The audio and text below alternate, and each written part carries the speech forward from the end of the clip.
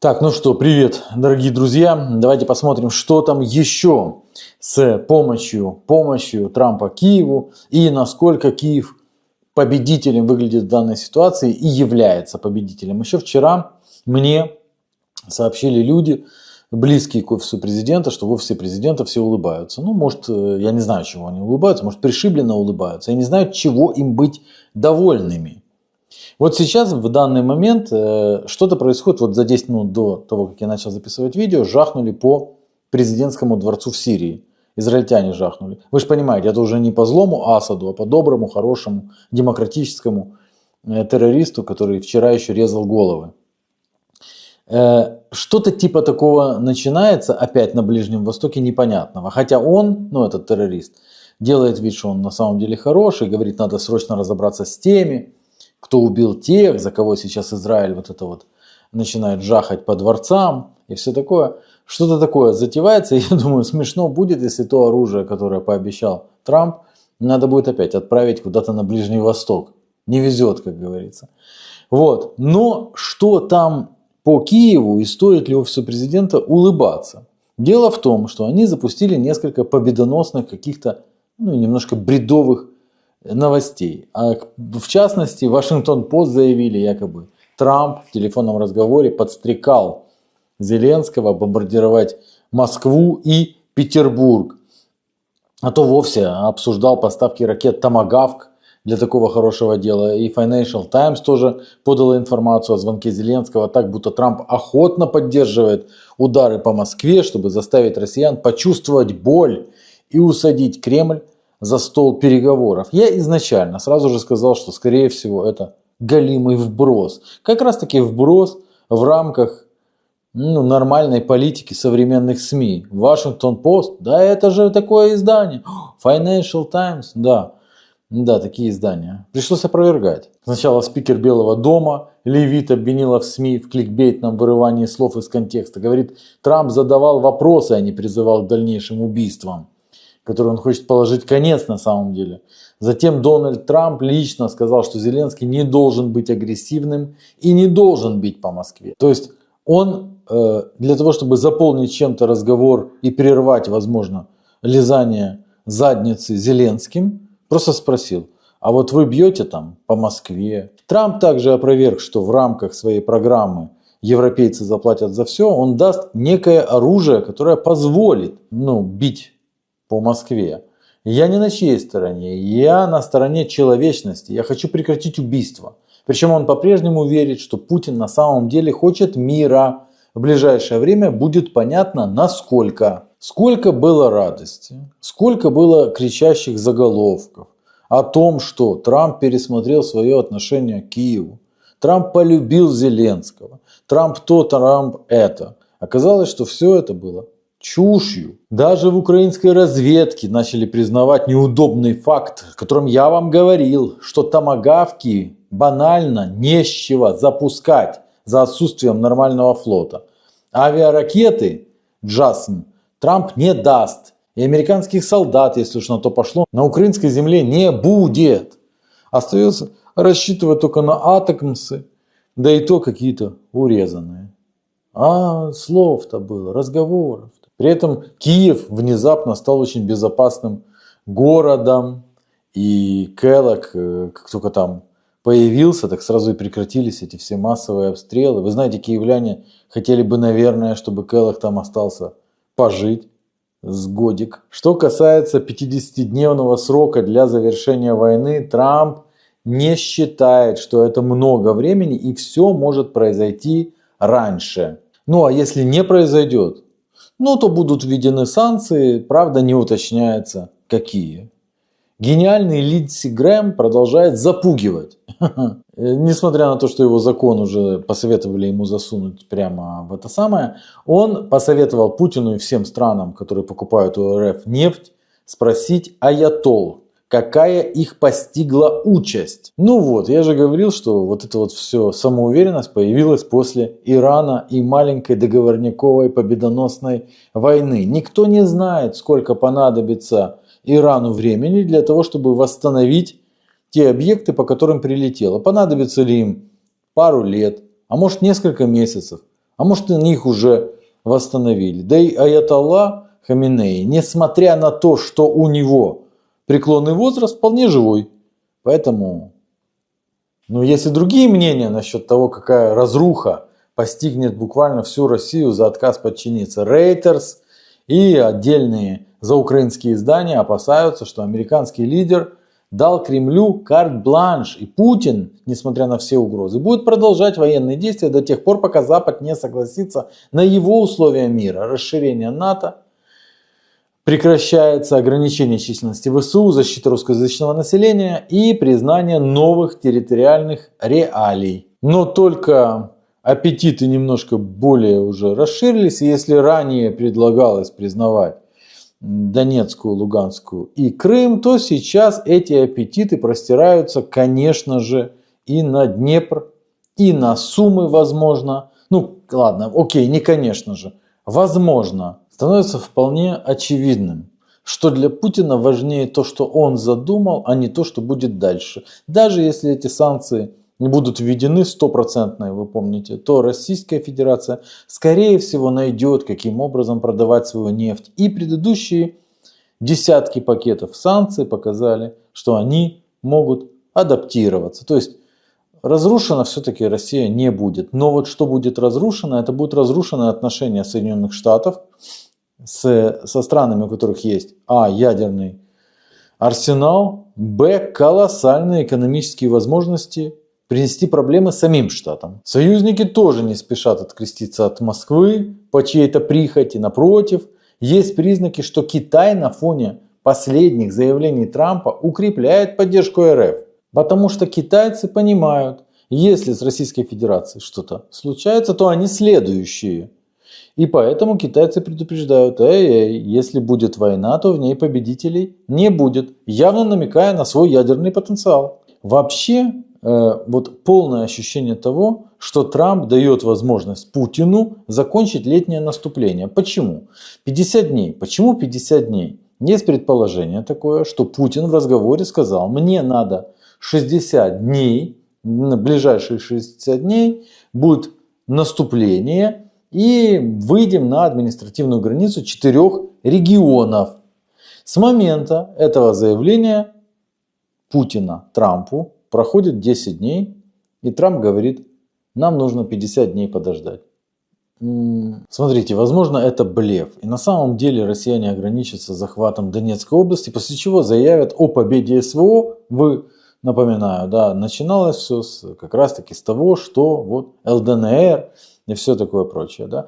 И по большому счету им не нужен ни Запорожье, ни Херсон, расположенный за рекой Днепр. Им нужен сухопутный коридор в Крым, который у них и так уже есть. А коридор для них — это гарантия безопасности на тот случай, если будет взорван Крымский мост. Но только даже если россияне сосредоточат все силы на востоке и возьмут в котел Покровско-Мирноградскую агломерацию, вряд ли они в течение 50 дней смогут захватить крупную Славянско-Краматорскую агломерацию, что предрешило бы судьбу Донбасса вообще. Оставшиеся небольшие городки они бы могли добить как раз таки во время проведения переговоров. В Москве тем временем призывают мир надавить на Украину, чтобы та не уклонялась от переговоров, но Киеву не до того, потому что намечаются масштабные перестановки в Кабмине. Умерова отправляют послом в Соединенные Штаты, на его место поставили Шмыгаля, поставят, вообще непонятно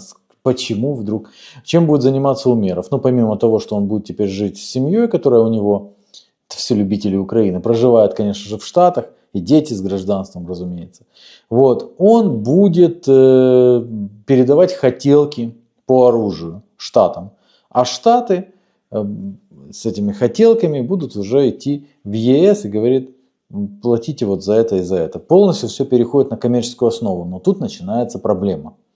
Потому что звучало-то оно красиво, есть коалиция желающих, все такие любители Украины, но пока дело не касается национальных бюджетов. Как говорил посол США при НАТО, Европа просто не может сейчас производить необходимые вооружения. Так что Америка приходит на помощь. Но в Европе начинают поднимать буйные головы те, которые вчера еще кричали, мы все, да мы там вперед, да давайте замочим эту Россию, а сегодня они понимают, что им надо будет из своих национальных бюджетов все оплачивать. Там Кая Каллас опять подала голос из-под лавки и с упреком спрашивает, а почему Штаты не разделят это финансовое бремя? Если вы обещаете предоставить оружие, но говорите, что за него заплатит кто-то другой, то это не значит, что вы его предоставляете. Не так ли?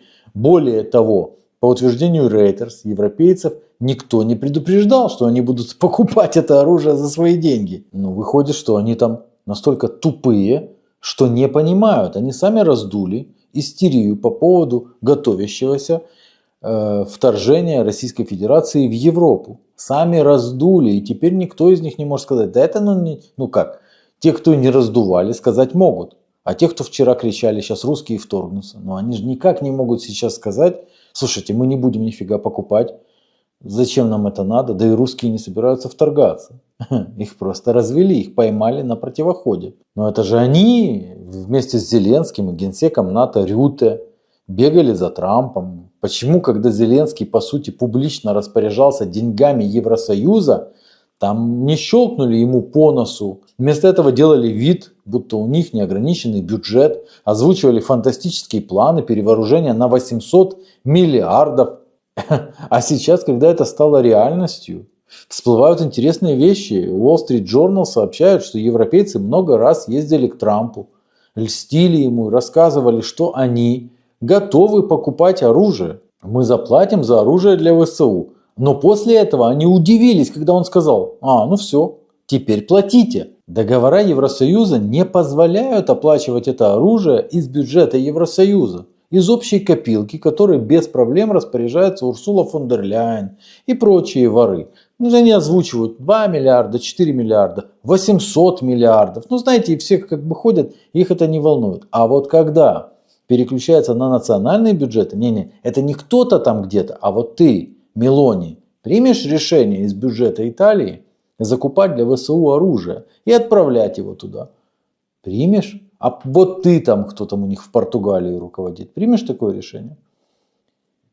Такое решение может принять только Мерц. Потому что в Германии, мне кажется, налогоплательщику вообще все равно, куда идут его бабки. Он живет-то хуже, но выводов никаких не делает. А вот остальные как бы, мы не хотим. Как это не хотите? Вы же вчера были коалицией желающих, алло. Венгрия предсказуемо отказалась. В Будапеште вообще требуют ввести санкции против убийц насильно мобилизованного гражданина в Украине. И это гражданин Венгрии был. Италия только до конца этого года планирует увеличить оборонные расходы до 2% с текущих 1,5%. В общем, лишних денег в Италии нет. Поэтому они отказались. А у кого есть, интересно. В общем, они отказались присоединиться к инициативе по закупкам, разве что готовы помочь с логистикой.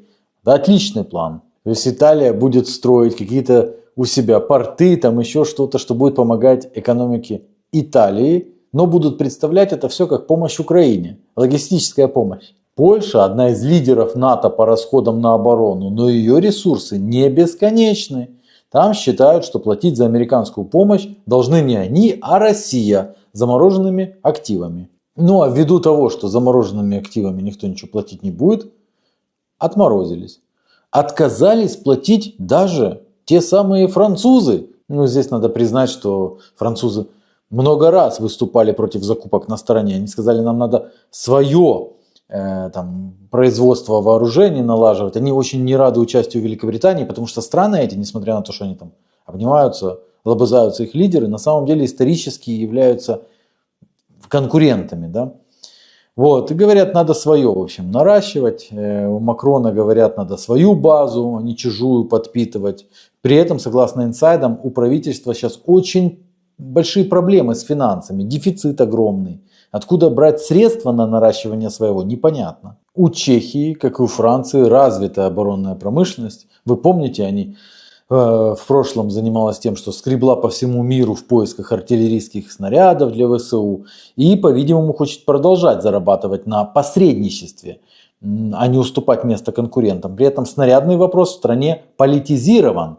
планирующий вернуть себе пост премьера оппозиционер Бабиш обещает отменить гнилую программу, которая, по его словам, привела к росту цен на оружие и сверхприбылям торгашей. Таким образом, коалиция желающих, которые желают покупать за свои деньги там что-то, скукожилась до нескольких куколдов в виде Великобритании, Швеции, Нидерландов, Дании и Германии. Вспоминают, что сразу после победы на выборах канцлер ФРГ Мерц толкал речи о том, как он на посту будет добиваться независимости от США. Ну, здесь произошел полный разворот вокруг своей оси, а Штаты для того, чтобы еще больше как бы похлопать его по щекам и сказать, что будешь делать то, что надо, еще и пошлинами против Германии Мерца взбодрили.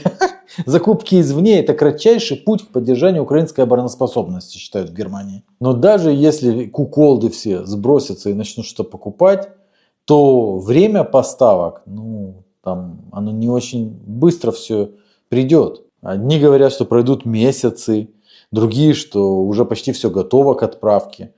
Ракеты для Патриот уже вроде как летят из Германии. Германия и штаны последние отдаст, тут понятно. Но время тикает, остается 48 дней. Зеленский уже с трудом прячет яд за своими лестными комментариями о том, что Трамп, в отличие от Байдена, может закончить войну. Сказал вот в интервью, что до того, как Трамп стал президентом, у нас был мощный пакет помощи, и мы хотели, чтобы Америка нам такой пакет продала. Но этого не было сделано. То есть он одновременно и задницу с ботинками Трампу лижет, а одновременно рассказывает, что вон Байден какой хороший был. Пакеты нам давал бесплатно. А тут мы покупать хотим, а нам его даже не продают. Такое, в общем.